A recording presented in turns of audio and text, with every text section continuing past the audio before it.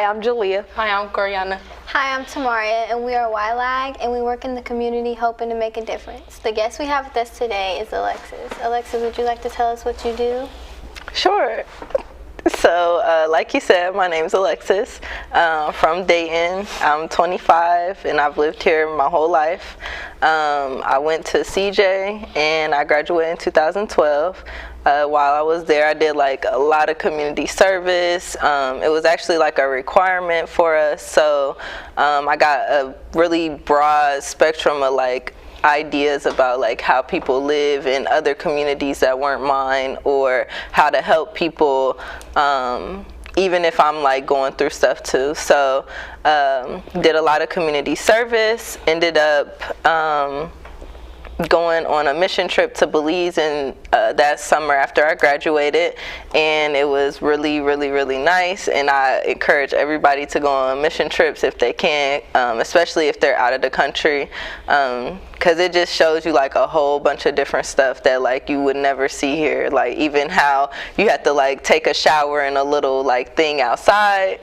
It was literally like some other stuff, like going and seeing like monkeys and stuff in trees like right while you driving down the street was just like, wow, this is interesting, and this is how people live like every single day. So we did that, and it was a water mission, so we taught like 4th and 5th graders at this school how to clean their water with like buckets and like plastic pipes. And it was real interesting to see like 4th and 5th graders doing that kind of stuff, because I know some 4th and 5th graders that aren't even having to think about how they're gonna clean water and stuff. So then I ended up going to Bowling Green for 3 years, and I was there for psychology at first, and then I switched to social work and did an internship in social work, and I was like, oh man, this is not it. I cannot do this right now. You know, having to like take on the what people are saying to you about their lives like every single day.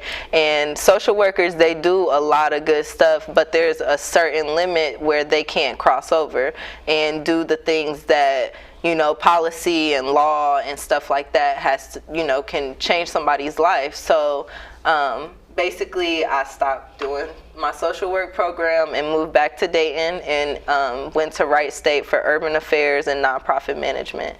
And it was like the best program that I could have got into, because it literally was social work and policy work and politics and community service and creative stuff and just talking to people, being like just social. It was really, really cool.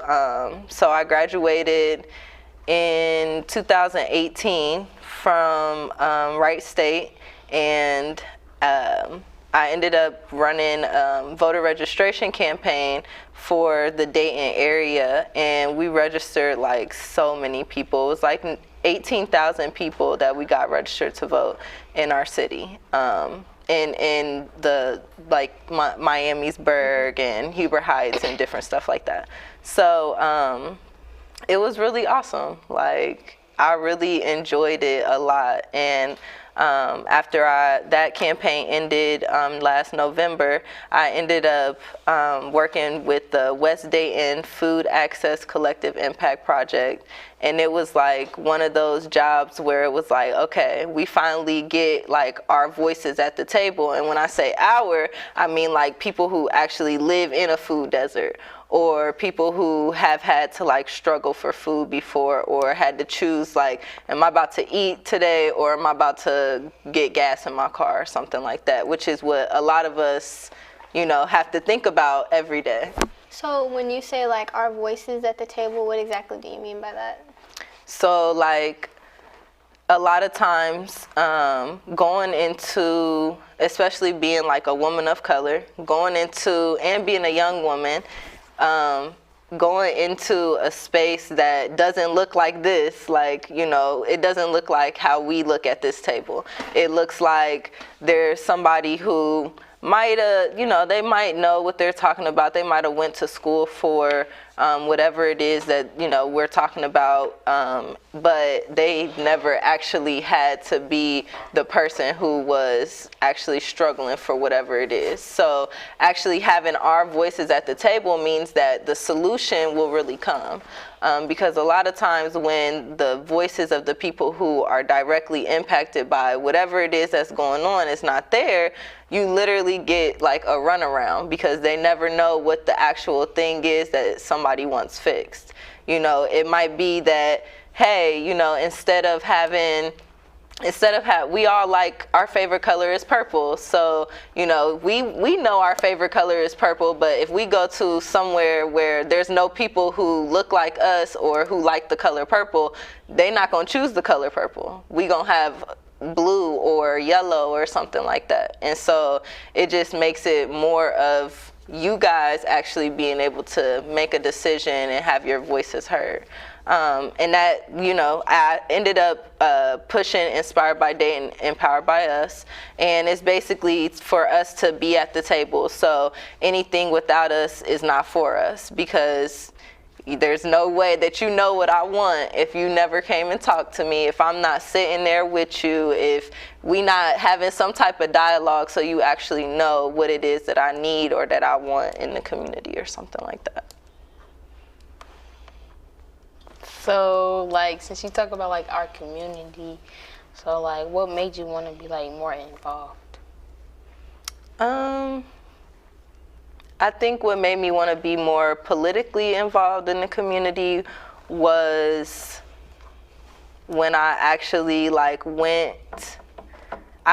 in 2016, I worked on the Hillary campaign for Stand Up for Ohio. And basically, I was a canvasser, and I would go and knock on doors, everybody's door. And I was in, where was I at? I was, like, right off of Harvard. Like, I don't know if you know where Harvard is, but I was over there, and I was, like, knocking on doors. And people was literally like, why are you doing this? Like, we don't care about this. Like, somebody literally said that, like, we don't care. Just don't come here no more. And I was just like, man, I'm trying to make sure you registered to vote, that you know, your voice is going to be heard, like all of those different things. And I was just taken back, like, wait a minute, do you really not understand that, like, they care about what you're saying because they want you to be registered to vote, like, for a reason. You know what I mean? Like, if they want you to not be registered to vote for a certain reason, they want you to be registered to vote for a reason. And so when I noticed that, I was like, oh yeah, I need to be out here doing this more often. And the Hillary campaign ended, and then I ended up going and doing the voter registration campaign. So yeah, it was really just like learning more about voter registration and how your vote really like makes a difference in the community, because you have to be able to talk to people and do community service in order to get people to understand why voting is important. So what advice do you give to a young person who has an opinion but is scared to speak up about it? What kind of opinion is it? Like what kind of topic? Just like in general, like I don't know. Like if it's an opinion about like what's going on around you or something like that, you should definitely speak up about it. I went to Thurgood and they had like a food day. It was like a day where they was presenting all of their food work that they had.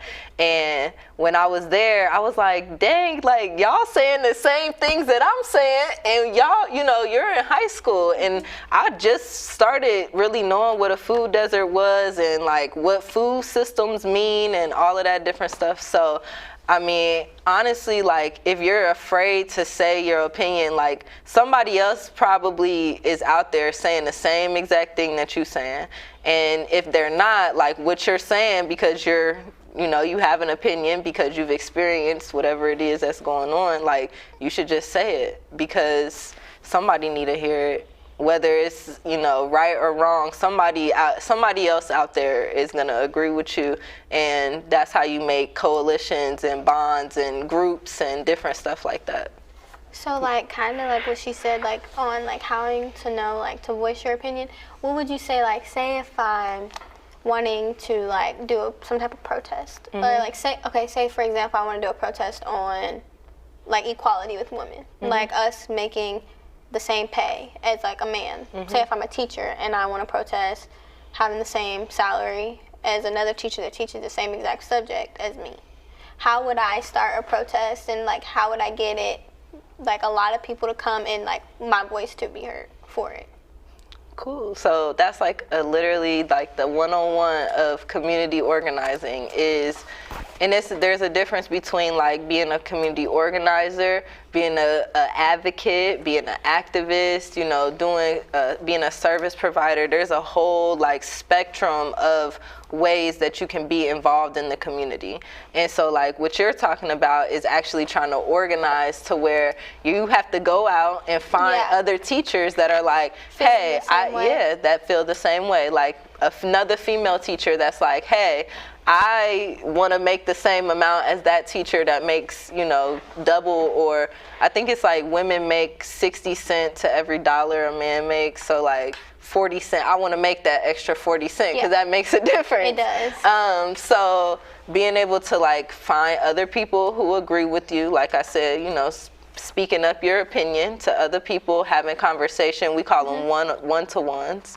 So being like, hey, you want to come and have a conversation with me about something that I've been thinking about, and just kind of like build relationships and bonds with people. And then also knowing the opposite side's like opinion. So like making sure you go to one of these male teachers like, hey, don't you think it's bad that you make that much, you know, and I make this much? Because he might be like, no, I don't think it's bad because X, Y, and Z. Because it's always better to know like both sides than just one.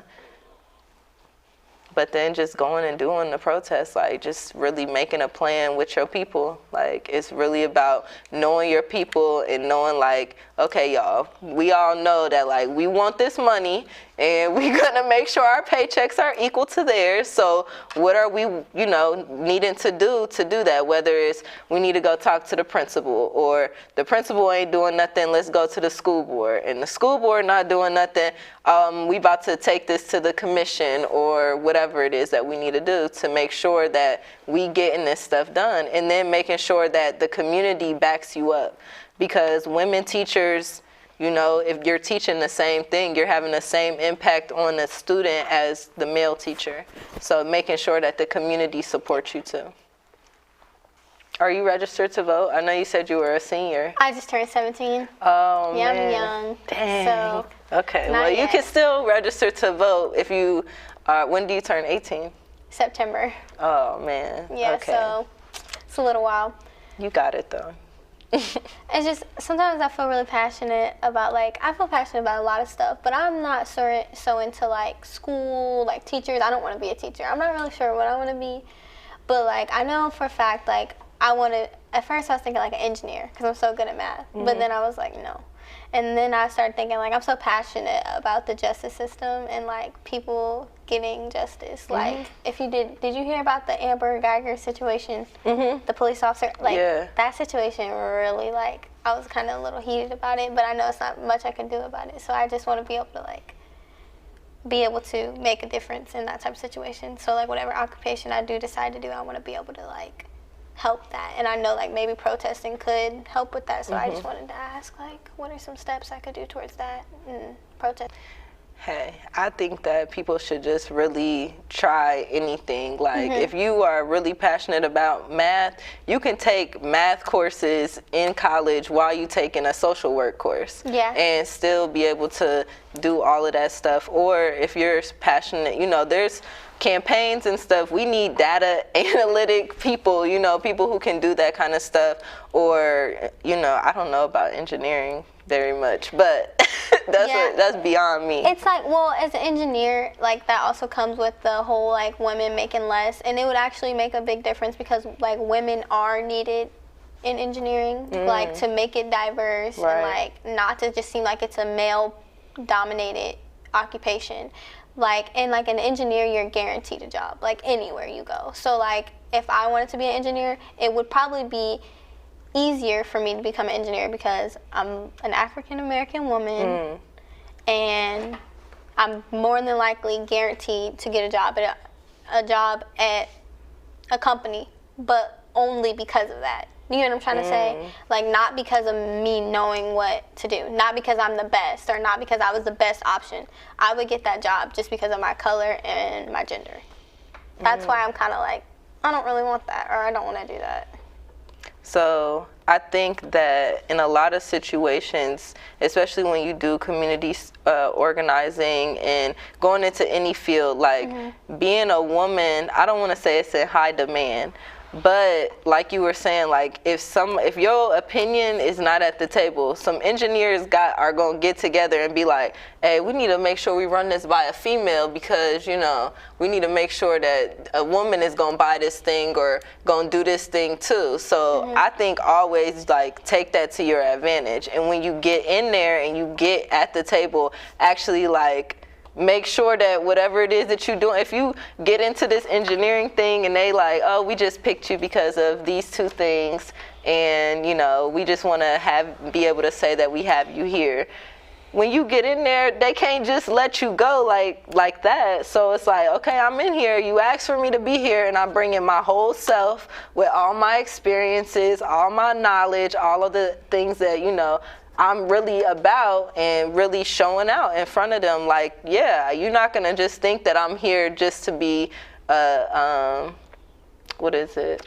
I don't know the word. Just to be like a trophy at the table type of thing, because that's not what women are, and we know how to do like a lot of stuff, and we think about things differently, and that's why it's important for us to be in like a whole bunch of different fields and be able to like talk to each other, have conversations. Even if you might be an engineer, somebody else might be like a daycare teacher or something, but y'all can still bond and talk to each other, because some type of experience is gonna bring y'all together.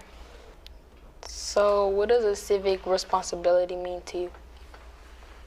Civic responsibility. Civic responsibility is just like your duty to like society. Like, it's your responsibility to take care of your people. Like, it's your responsibility to make sure that the decisions that's going on, like a lot of it, I have to think about it as voting. Like, it's a civic responsibility of American citizens to vote, because if you don't vote, then that means that your opinion is not there. Like, nobody knows whether or not you want that person, if you don't, if you like this policy, if you don't like this policy. And so like a civic responsibility can be voting, it could be going and cleaning up trash or something like that around your neighborhood, not littering in somebody else's neighborhood, like I don't know, if you see somebody who is stuck on the side of the road, this is like something I do all the time. Like, I'll see somebody on the side and I just like slow down, like, are you okay?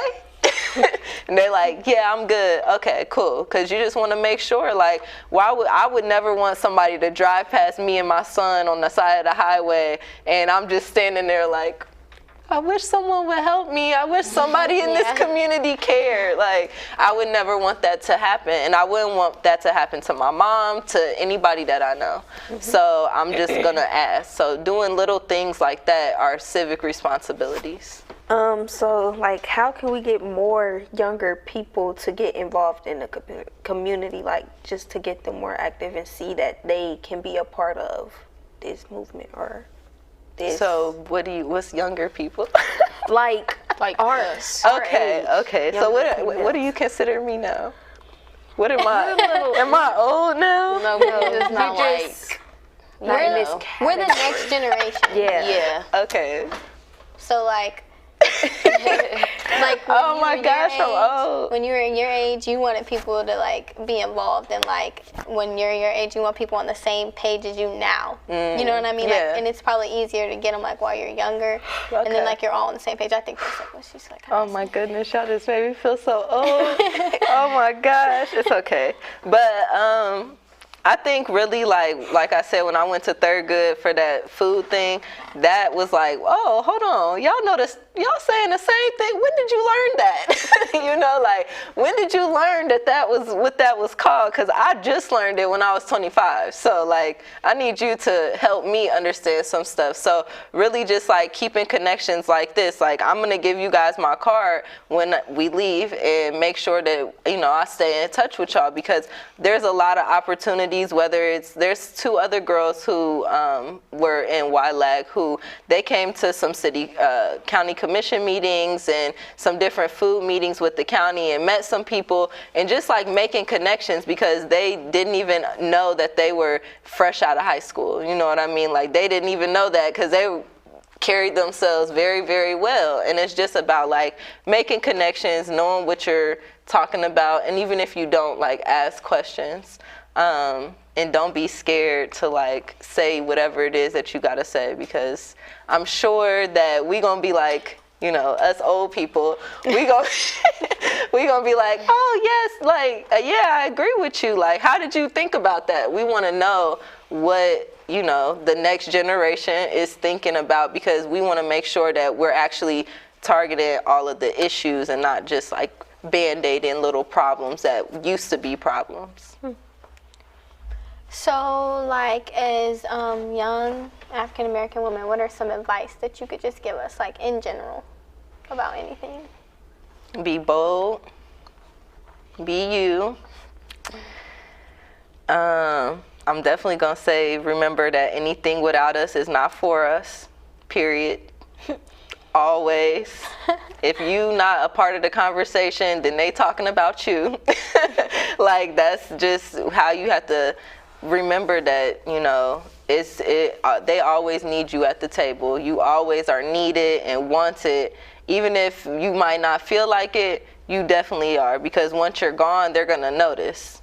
Like, that's one of the things that I always keep in mind, is that, you know, like, when you should know what you're bringing to the table, and then just know that, like, once you get there, just let them know, like, I'm not about to change myself. I'm not gonna sugarcoat this. If I don't agree with that, you know, there's a respectful way to do it, but just make sure that, you know, your experiences are what drive you. So just make sure that you understand them and have conversation with each other, and stay in community.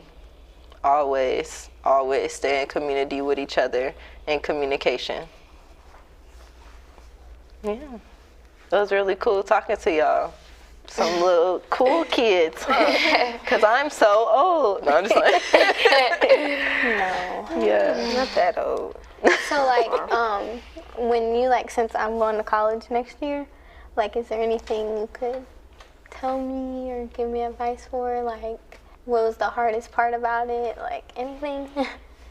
Are you wanting to go out of, like, this city? Right now, I'm gonna, the only out-of-state school that I'm considering is NKU. Okay. Northern Kentucky. So that's probably my top school right now. Okay. So, like, I think that was the hardest part for me, was like being away from home. No. Oh no. Yeah, for me it was, because it was different though. Like, it's not about like being away from it was like literally the city, and like being comfortable wherever we at. Like, just being like, okay, this is a new place. I'm about to learn, you know, where everything is at, and get there real quick and all that stuff. So I think that was probably one of the biggest things. And then just remembering that, like, I don't know the right word to say, but just remember that, you know, college is college. And like, it's there for you to learn a lot of stuff about yourself, learn about how the world works, how other people work and stuff like that. And then like learn how you gonna discipline yourself, because it's a lot of self-discipline, being able to like go to class even if you stayed up until 4 o'clock in the morning the night before, without somebody telling you gotta go. Yeah. Hopefully my mom will give me a call, like, girl, you go to class today? Yeah. Because she might need to. What grade did you say you was in? I'm a sophomore. So what kind of stuff have you been doing, like community service stuff? Well, we did, last weekend we did face painting with the kids in Trotwood. Okay. And we went to this meeting about voting at St. Clair. Oh, was it the Rock the Vote? Yeah. That's sweet. And then what kind of stuff do you do?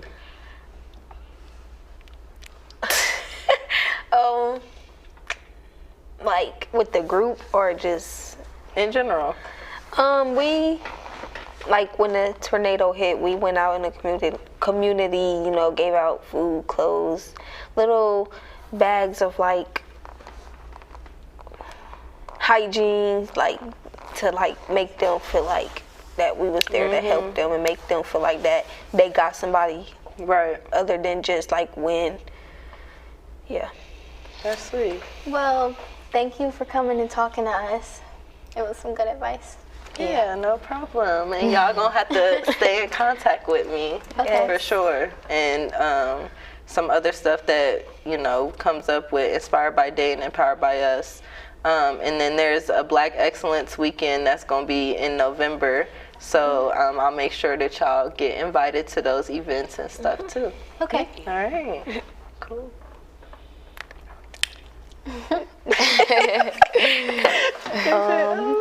Push the button.